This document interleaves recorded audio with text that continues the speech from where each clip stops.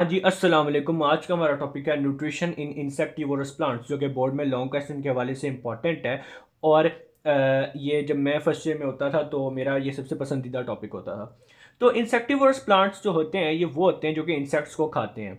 ये लोग basically true autotrophs होते हैं, यानी कि अब ये लोग अपना खाना फोटोसिंथेसिस के जरिए खुद भी बना सकते हैं दूसरे प्लांट्स की तरह।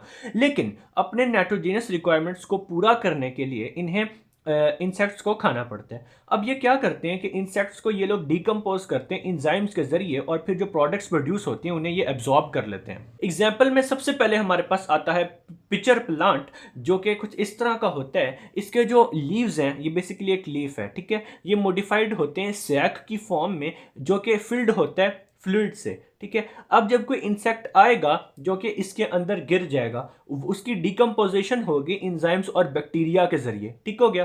फिर जो प्रोडक्ट्स प्रोड्यूस होंगे उन्हें ये एब्जॉर्ब कर लेगा। अब इसमें एक और चीज़ होती है कि इसके अंदर स्टिफ हेयर्स प्रेजेंट होते हैं साइडों पे। वो होता है क्या है कि अब अगर इंसेक्ट अंदर गिर गया है तो वो बाहर आने की कोशिश करता है, तो स्टिफ हेयर्स प्रिवेंट करते हैं इंसेक्ट को बाहर आने से। इसके अलावा इसके अंदर एक हुड भी प्रेजेंट होता है जो कि माउथ के ऊपर होता है।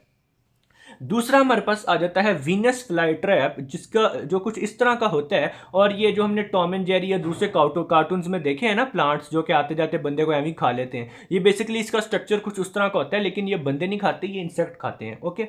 और इसके अलावा एक मैंने आपको एडवाइस देनी थी कि जब आप बोर्ड में कोई भी लॉन्ग क्वेश्चन करेंगे तो जब आप डायग्राम बनाते हैं उसके इर्द गिर्द बॉक्स जरूर बनाया करें, ठीक है। और जो डायग्राम हो वो आपने पेन से बनानी है। अच्छा, जो वीनस फ्लैट्रैप होता है इसके दरमियान में मिडरिब होती है, ठीक है। ये बेसिकली इसका एक लीफ है। अच्छा, दरमियान में मिडरिब होती है। इसका लीफ ना बायलोब्ड होता है, यानी एक ये लोब है एक ये लोब है। ओके। अब इसके जो लोब्स हैं उनके ऊपर सेंसिटिव हेयर्स प्रेजेंट होते हैं, ये आपके सामने। इसके अलावा इनके मार्जिन्स पे, इनके कोनों पे स्टिफ ब्रिस्टल्स भी प्रेजेंट होते हैं। अच्छा, तो जैसा कि मैंने बताया कि इनके लीव्स बाइलोब्ड होते हैं और दरमियान में मिडरिब होती है। सेंसिटिव हेयर्स प्रेजेंट होते हैं जो कि इंसेक्ट्स को डिटेक्ट करते हैं लोब्स के ऊपर। और इसके अलावा जब इंसेक्ट डिटेक्ट होता है तो दोनों लोब्स आपस में जुड़ जाते हैं।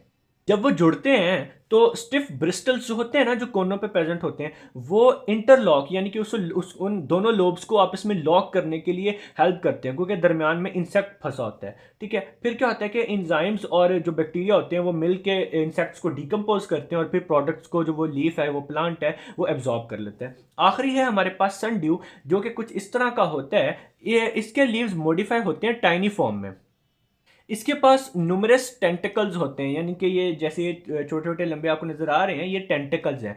टेंटिकल्स के ऊपर ग्लैंड्स प्रेजेंट होते हैं जो गोल गोल आपको नजर आ रहे हैं। अब होता क्या है कि टेंटिकल्स तो इंसेक्ट्स को ट्रैप करते हैं, लेकिन ग्लैंड्स ना प्रोड्यूस करते हैं स्मेल या खुशबू, सी कोई ऐसी प्रोड्यूस करते हैं जो कि इंसेक्ट्स को अट्रैक्ट करती है। फिर जब इंसेक्ट्स करीब आते हैं तो टेंटिकल्स उन्हें ट्रैप कर लेते हैं। फिर इसके बाद वही सेम चीज़ के इंजाइम्स और बैक्टीरिया आते हैं, वो इंसेक्ट को डिकम्पोज करते हैं, और फिर प्रोडक्ट्स को सन ड्यू जो है वो एब्जॉर्ब कर लेते हैं। तो हमारा न्यूट्रिशन इन इंसेक्टिवोर्स प्लांट्स का टॉपिक खत्म होता है। उम्मीद है कि आप लोगों को समझ आ गई होगी। अल्लाह हाफिज़।